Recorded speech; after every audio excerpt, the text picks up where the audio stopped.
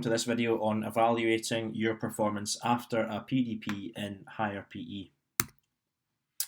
Today we're going to talk about evaluating performance, and this is the process that takes place at the end of your training programme, at the end of your 10-week PDP. And this will allow us to check for improvements and to see how effective your training programme was. This is a process which model performers and professional athletes will go through all of the time at the end of a training block or at the end of a season. To evaluate our performance, we're going to retest, and we're going to compare our results from our initial test in week 1, our baseline test, and we're going to see how much have we improved. We're then also going to think about what went well during the training programme and how much have we improved, what impact is that having on our performance as a whole, and we're then going to talk a little bit about what are our future performance development needs. Here are some common questions that you may see in your higher PE exam. You may be asked to identify a method used to evaluate your performance for the mental, emotional, social or physical factor. You may be asked to describe your future performance development needs, and we're going to have a little look at that in today's video. You may be asked to describe a method used to evaluate your performance in the mental, emotional, social or physical factor, and you may be asked to evaluate how effective your personal development programme was. You could also be asked to analyse the method that you described here and break it down into its important parts. So once we've retested and we've completed our personal development programme, we then need to sit down with our coach or our training partner and make some decisions. How much have you progressed, first and foremost? Have you reached your long-term goal? And if you haven't reached your long-term goal, that's fine, because we can extend our training programme. If we feel that we've made suitable progress, you then might decide to reprioritise your training programme and pick a different aspect of fitness or skill or a different sub-factor from any other 3 factors that you then want to go away and work on. And you also want to consider, what have you learned from this training block? What have you enjoyed? What have you not enjoyed? What went well? And what changes would you make in future? So, our future performance goals, you might decide, as we spoke about there, to continue working on your CRE because you've made progress, but you've actually not made enough progress that's having a positive impact on your performance, or you maybe haven't met your long-term goal just yet, and you might spend another further 2 or 3 weeks on that, or alternatively, you might spend another 10 weeks on it. You might decide to, if you've been doing a skills programme, to work on your overhead clear, for example. You might decide to reprioritise it and now go away and work on a drop shot or a smash. And you may also decide, if you're a team games player, that you now need to go and work on the emotional factor, looking at your anxiety before high pressure situations, or to go and work on your communication and your ability to work as part of a team. So first and foremost, you need to then think about identifying a new development area if we're going to work on something different. And I've given you some examples on screen here. So this could be to go and work on your strength, to go and do some strength and resistance training. It could be to go away and work on your speed, to go and do some sprint training. It might be that you want to then go and work on your smash in badminton, so we're going to do a little bit of repetition in conditioned games to improve that.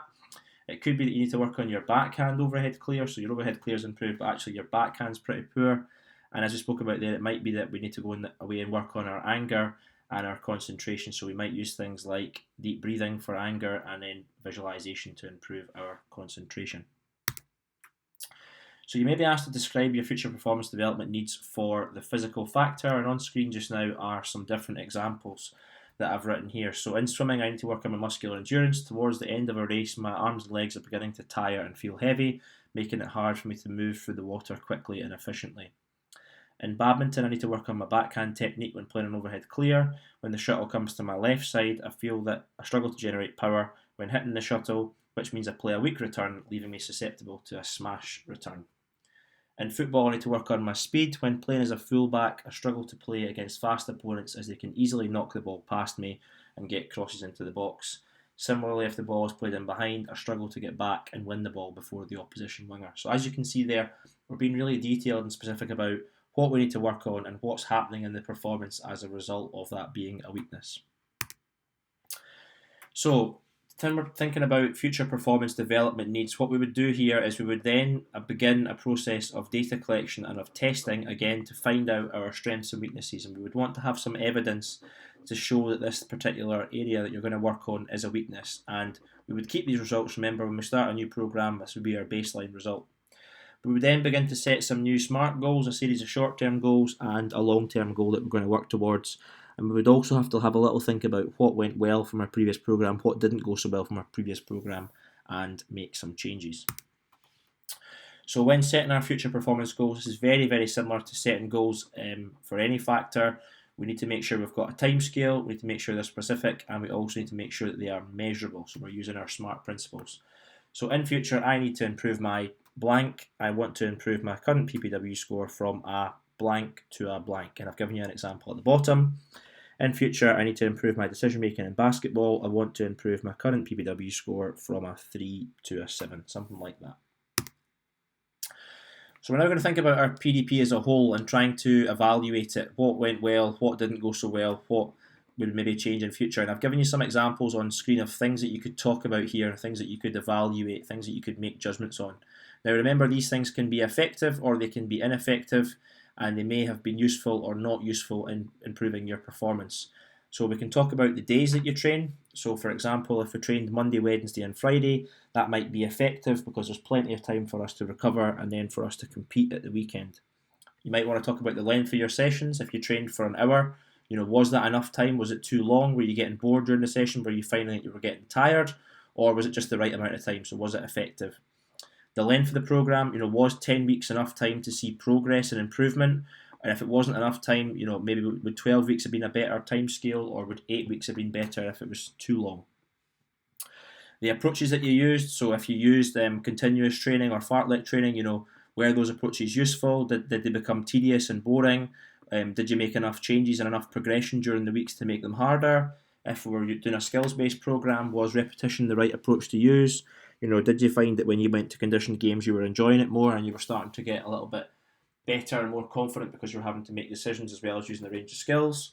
Was there enough variety? So was the program the same for too long and that led to you getting bored and not putting in as much effort and being demotivated? And lastly, you could also evaluate the training locations. So for example, if you were a swimmer and you did land-based training for 10 weeks, what impact was that having on the pool in terms of your own fitness? Similarly, if you were always training inside, when you started training outside, how did you feel? Were you demotivated when it was cold weather, etc.? These are all things that you can write about.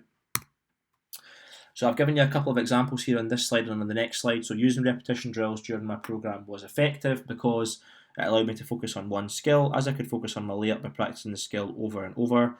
This meant that if I missed a shot, it didn't matter, as it wasn't a game situation and there was no pressure from defenders, and it didn't cost my team any points.